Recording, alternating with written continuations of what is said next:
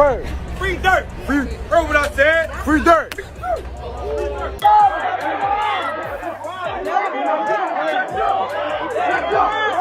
Durk's fans called for NBA YoungBoy head during his own concert. This wasn't just some random ranting. It all started with a viral video of NBA YoungBoy allegedly making out with Durk's girlfriend. This beef is deeper than anything on the timeline, and we've got the tea.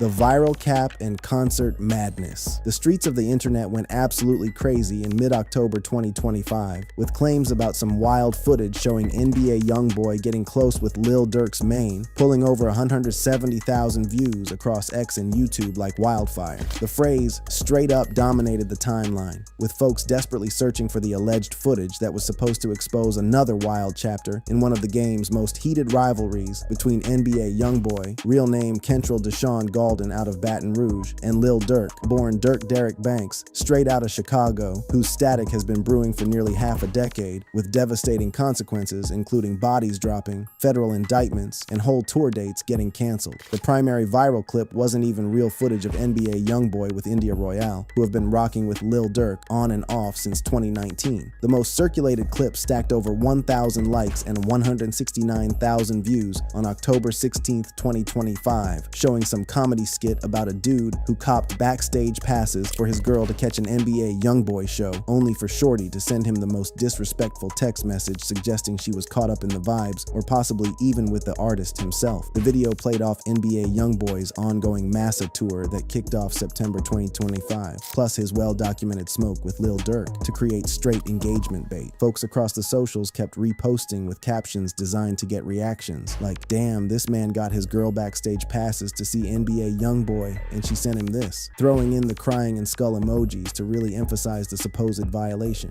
One post by Daily Loud pulled 100 likes and 172,000 views, showing the girlfriend character texting mad dismissive while NBA YoungBoy's tracks bumped in the background, framing it as relationship heartbreak comedy while simultaneously playing into YoungBoy's reputation as somebody who could pull anybody's girl. The meme hit different because it tapped into multiple things at once: the ongoing beef, the tour bringing YoungBoy back into everybody's consciousness after his legal drama, and that whole relationship betrayal. Humor that stays getting engagement across all demographics. Searches for NBA YoungBoy India Royale concert footage came up completely empty, confirming zero legitimate footage exists of any interaction between NBA YoungBoy and India Royale at any venue during October 2025, or literally any other time period. The algorithm don't care about facts though. It prioritizes engagement over accuracy, letting misleading content blow up through trending keywords, provocative captions, and association with high-profile beef that already commands serious attention from the culture. The meme basically implied even Lil Durk's own girl would hypothetically switch up for NBA YoungBoy,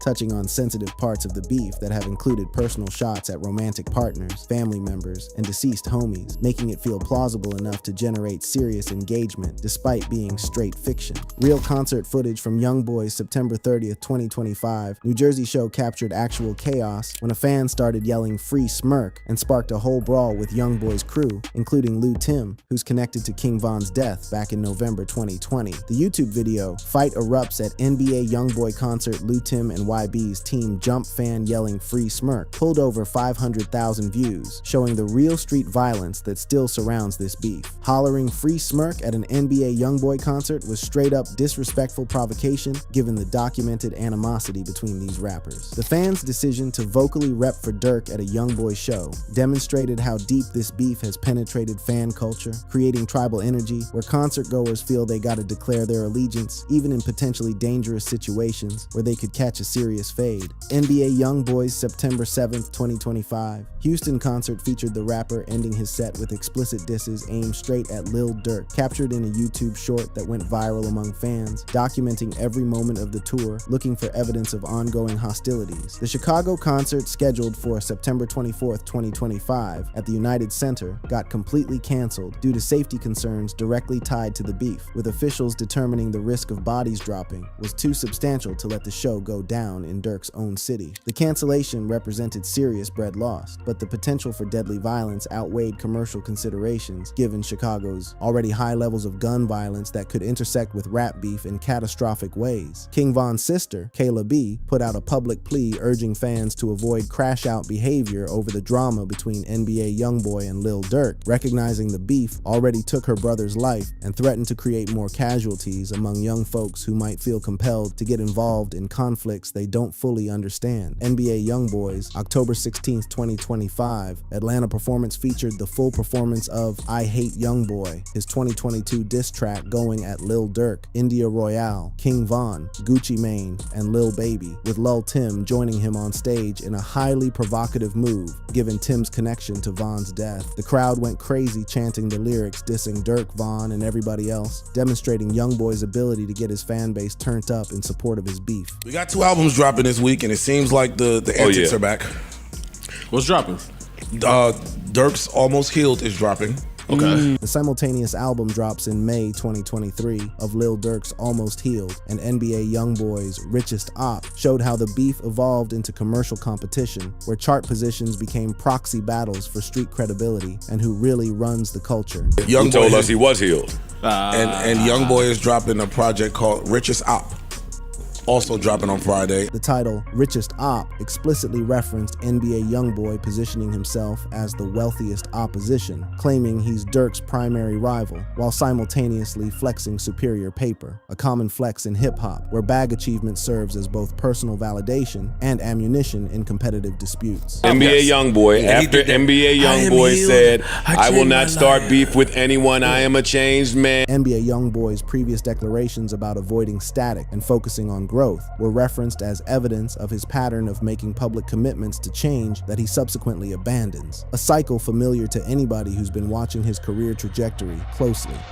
The deep history of smoke and bloodshed. The origins of the NBA YoungBoy and Lil Durk beef trace back to 2017, when early tension emerged through subtle dices and competitive dynamics between rising stars, with YoungBoy repping Baton Rouge's street rap and Durk holding down Chicago's drill movement, 2 regional styles creating natural friction as both competed for streaming dominance, critical props, and industry influence. The beef intensified dramatically following the November 6, 2020 shooting death of King Von, born Davon Daquan Bennett, a 26-year-old Chicago rapper affiliated with Lil Durk's Only the Family collective, who got fatally shot outside the Monaco Hookah Lounge in Atlanta during a confrontation between his crew, and another set associated with rapper Quando Rondo and NBA YoungBoy. The whole situation unfolded mad quick in the early morning hours, starting around 3 a.m. when King Von and his peoples, including his manager Mark Blakely, left the Opium nightclub and rolled up to the Monaco Hookah Lounge at 255 Trinity Avenue Southwest in Atlanta, where they ran into Quando Rondo's crew in the parking lot. An argument jumped off at approximately 3:20 a.m., quickly turning physical, as reports indicated King Von or his homies approached Quando Rondo aggressively. Shots rang out between 3:21 and 3:25 a.m., with King Von catching multiple hits, with reports varying from 4 to 6 gunshot wounds during the exchange. Video footage captured the chaotic scene, showing a scuffle before shots, people dropping, and Von being helped into a whip. 2 off-duty Atlanta Police Department officers working security and 1 on-duty officer responded between 3:25 and 3:30 a.m., confronting shooters at 2 locations and letting off shots to stop the violence. 3 victims, including King Von, bounced in private vehicles to hospitals, with Von taken to Grady Memorial Hospital, while 3 other wounded individuals stayed at the scene. King Von was pronounced dead at Grady between 4 and 5 a.m. from multiple gunshot wounds, while Mark Mayhem Blakely, age 34, also died from gunshot wounds. Atlanta police announced Von's death on November 7, 2020,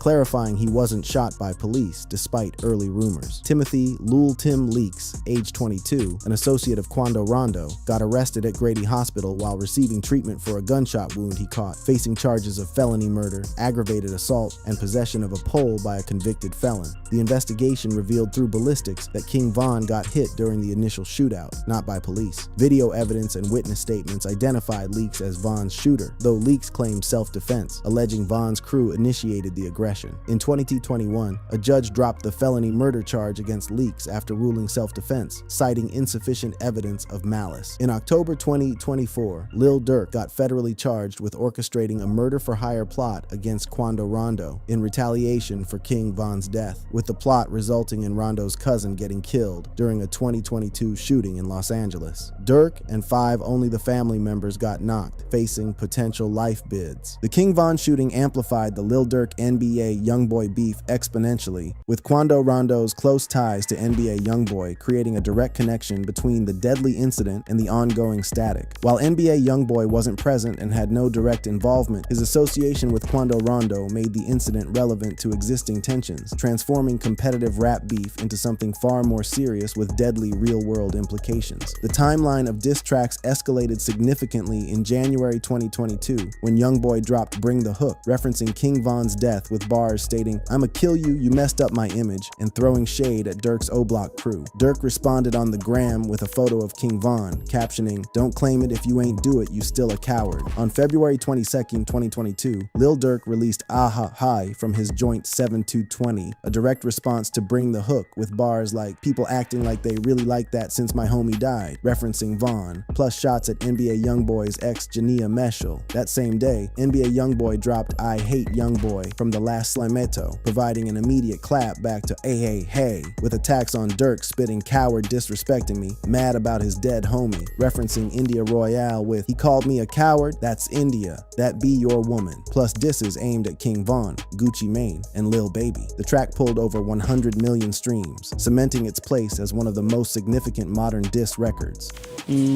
Talk about it. Going at Durk, going at India, going at Ak.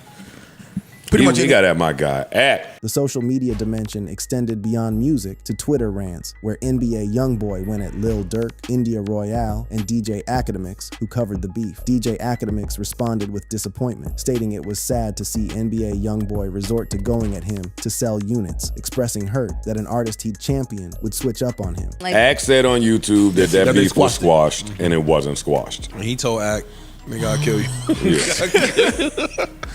Yeah, mind your little fat business. The specific threat, "I'll kill you," and "mind your little fat business," represented significant escalation in NBA YoungBoy's rhetoric, demonstrating his volatile temperament when perceiving disrespect in media coverage. On May 12th, 2023, NBA YoungBoy dropped Fuck the Industry Pant 2 from his tape Richest Op, featuring shots at Durk through Drake with bars, "Talked to Drake across FaceTime, he wasn't feeling me, told me that he rocks with Durk," escalating tensions over perceived industry alliances. 21. Savage weighed in during DJ Academic's Off the Record podcast, discussing whether artists would collaborate with NBA YoungBoy if they kept it solid with Lil Durk. In his words, "That's because everybody, you know why the thing is like that. It's darn near sides. You got him and Quando, and a lot of people associate with Durk." 21. Savage explained the beef created a situation where artists felt pressured to pick sides, with many rappers staying loyal to Lil Durk due to his connects, reputation, and circumstances surrounding King Von's death. India Royale, Lil Durk's main since 2019, who Durk proposed to on stage during a 2021 Chicago show, became directly involved when NBA YoungBoy threw shade at her in I Hate YoungBoy with "He called me a coward, that's India, that be your woman." In May 2024, India Royale clapped back at NBA YoungBoy on Twitter over his relationship drama. The comprehensive breakdown details how India Royale has been repeatedly mentioned in diss tracks and social media exchanges, making her a recurring figure despite attempts to maintain distance from the most volatile aspects of the static.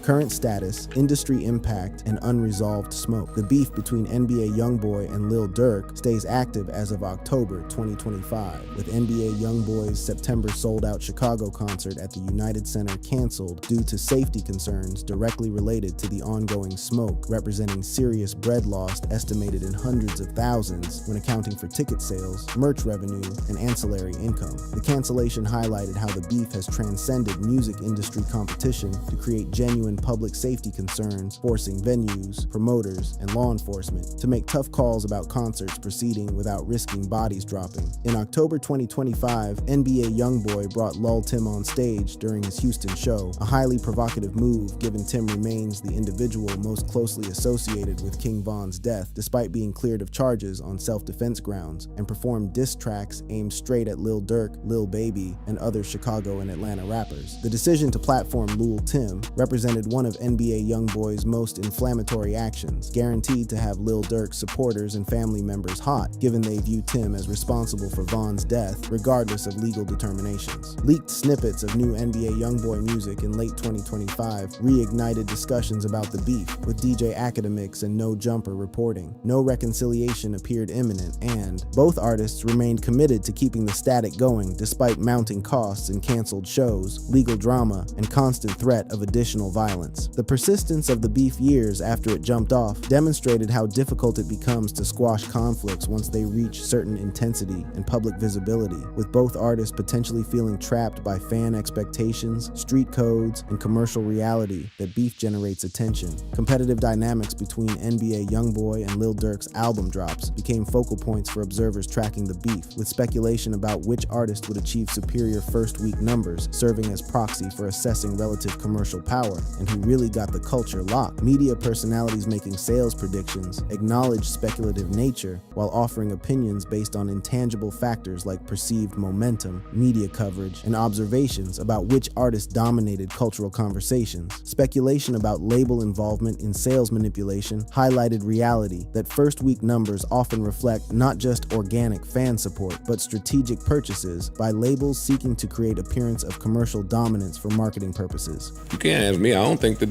this be doing bad. YoungBoy be doing like 75, 65. Oh, that's great. NBA YoungBoy's typical album sales of 65,000 to 75,000 units represents solid commercial performance, particularly given his prolific release schedule, seeing him dropping multiple projects per year, demonstrating loyalty and engagement of his core fan base. From the label's perspective, NBA YoungBoy's ability to consistently generate sales across frequent drops makes him extremely valuable despite individual album sales not reaching highest tiers achieved by less prolific artists. But I don't think my little young nieces and nephews feel the same. I think they ride with YoungBoy. That's me admitting I'm too old for this, whatever's happening. The generational divide became particularly apparent in discussions of NBA YoungBoy, with younger listeners connecting strongly with his music, while older heads struggled to understand his appeal. The tension between street codes demanding absolute loyalty and business realities rewarding flexibility creates ongoing conflicts for artists navigating hip-hop's commercial landscape while maintaining credibility with audiences valuing authenticity and keeping it real. The example of artists appearing on both Drake's Certified Lover Boy and Kanye West's Donda, despite tensions between those artists, demonstrated hip-hop industry norms allow strategic neutrality in certain beefs, particularly those driven primarily by ego and commercial competition rather than street conflicts involving violence. Lil Durk's current federal charges include conspiracy to commit murder for hire, use of interstate facilities to commit murder for hire resulting in death, and using, carrying, and discharging straps including machines stemming from August 2022 shooting at Los Angeles gas station that killed Quando Rondo's cousin, Xavier Robinson, while targeting Rondo in retaliation for King Von's death. Prosecutors allege Durk offered $50,000 through only the family associates to carry out the hit, with 5 OTF members getting knocked and charged. Durk got arrested October 24, 2024 at Opa-locka Airport in Florida, while allegedly attempting to flee to Italy on a private jet, with authorities characterizing his attempted departure as evidence of flight risk, justifying denying bond, and keeping him locked at Metropolitan Detention Center in Los Angeles. Multiple superseding indictments have added charges including stalking, while dropping others like references to song lyrics as evidence, with the case evolving throughout 2025 as prosecutors and defense attorneys engage in pre-trial motions ahead of trial scheduled for January 2026 after multiple delays. Prosecutors cited jail violations including possessing a cellular-enabled Apple Watch in August 2025 that he allegedly attempted to destroy when discovered. Recent developments include defense motions to dismiss arguing prosecutors misled the grand jury, requests for anonymous jury due to threats against court officials, including calls stating, "Free Durk or we gonna shoot it up," and concerns about fan-related intimidation compromising judicial process integrity.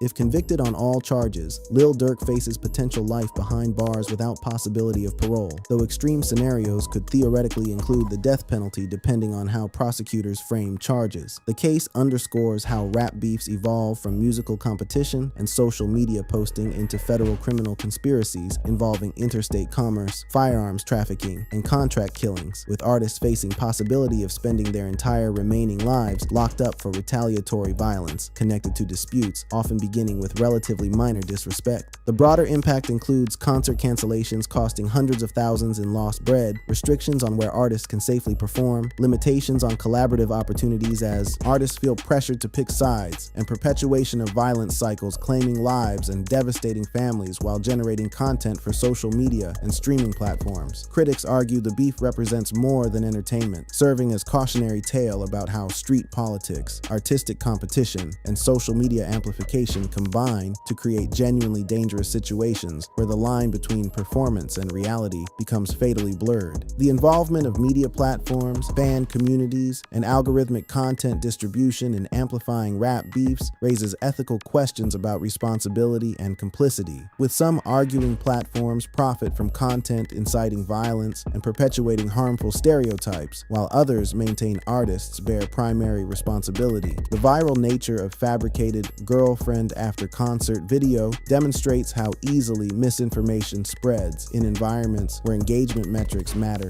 more than accuracy. NBA YoungBoy's moms addressed the Chicago concert cancellation, expressing concern about her son's safety while acknowledging legitimate fears motivating venue management to call off the show rather than risk bodies dropping if violence erupted between opposing fan factions. As of October 22, 2025, no credible footage exists of NBA YoungBoy linking up with India Royale after any concert, with the viral girlfriend video remaining a meme exploiting the beef for engagement rather than documenting actual encounters. The persistence of narrative despite absence of supporting evidence demonstrates how hip-hop's gossip economy operates on speculation, innuendo, and strategic ambiguity rather than rigorous factual reporting. The future remains uncertain, with possibilities ranging from continued escalation, potentially resulting in additional casualties, strategic de-escalation motivated by legal consequences and financial costs, or indefinite stalemate where both artists avoid direct interaction while maintaining rhetorical hostility. Federal law enforcement involvement in pursuing charges against Lil Durk suggests authorities increasingly view rap beefs as serious criminal conspiracies worthy of significant resources rather than merely artistic expression, potentially creating deterrent effects, discouraging other artists from allowing beefs to evolve into violent retaliatory actions. The case serves as sobering reminder that words have consequences, social media amplifies, conflicts beyond participants' control, and entertainment value of rap beef often comes at tremendous human cost, including bodies dropping, incarcerations, traumatized families, and communities plagued by violence extending far beyond individual artists whose conflicts provide catalysts for broader disorder. Whether the hip-hop community can develop healthier mechanisms for channeling competitive energy and squashing disputes without violence remains an open question that will significantly impact the genre's future trajectory and its relationship with mainstream culture, law enforcement, and young audiences who consume rap music and model behavior on artists they admire.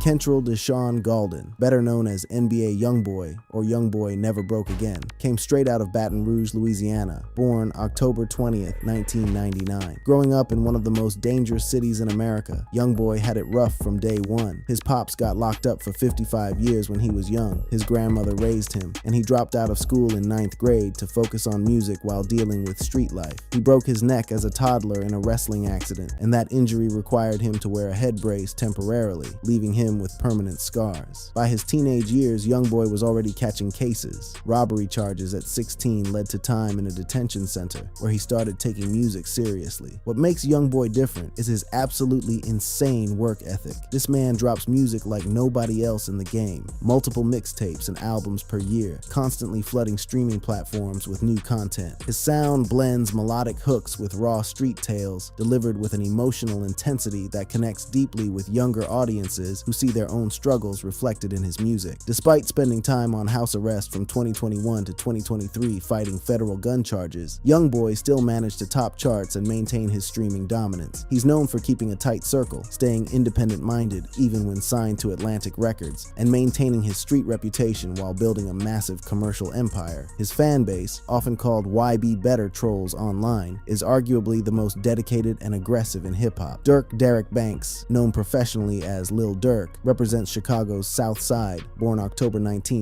1992, in the notorious Englewood neighborhood. Growing up in the trenches of Chicago during the height of gang violence, Durk lost his father to life in prison when he was just 7 months old. He started taking music seriously as a teenager, using rap as a way out of the streets, while still maintaining deep connections to his neighborhood and the Only the Family collective he built with childhood friends. Durk's come up was gradual but authentic. He started with local mixtapes, building a following through Chicago's drill scene before signing with Def Jam in 2013. Unlike YoungBoy's prolific output, Durk takes a more measured approach, carefully crafting albums that blend street narratives with mainstream appeal. His signature melodic auto-tune delivery helped define the modern drill sound that influenced a whole generation. What sets Durk apart is his loyalty. He's consistently represented for his fallen friends, particularly King Von, who was like a brother to him and a rising star in their OTF movement before his 2020 death. Durk's achieved mainstream success with hits like Laugh Now Cry Later with Drake and his Grammy-nominated work, but he's never left the streets behind, which is both his strength and, as his current federal charges show, potentially his downfall. His music documents real pain, real loss, and real consequences in a way that resonates with anyone who's experienced similar trauma. These two artists, both successful, both talented, both products of America's most violent environments, were destined to collide, and when they did, the results would be catastrophic. Thanks for watching. Check out other cards on the screen.